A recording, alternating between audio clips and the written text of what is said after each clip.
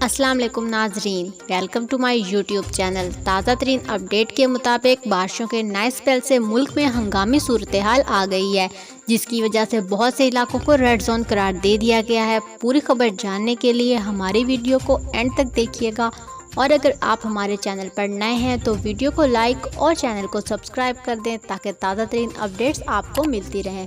تو ناظرین، آپ کو بتاتے چلوں کہ ملک میں ہنگامی صورتحال ہو گئی ہے، جس کی وجہ سے بارشوں کا جو اسپیل داخل ہوا تھا وہ سیلاب کا خدشہ دے رہا ہے۔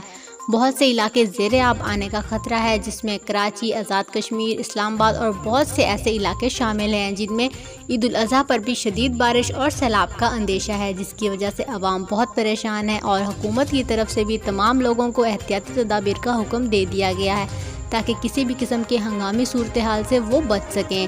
اسی طرح اگر ہم بات کریں تو سیلاب کا خطرہ بہت زیادہ ہے اس بار، جس کی وجہ سے بہت سے لوگ اور بہت سے گھر زیر آب آ سکتے ہیں، جانی اور مالی نقصان کا اندیشہ ہے۔ اسی طرح کی اپڈیٹس کے لیے ہمارے ساتھ جڑے رہیے گا۔ اللہ حافظ۔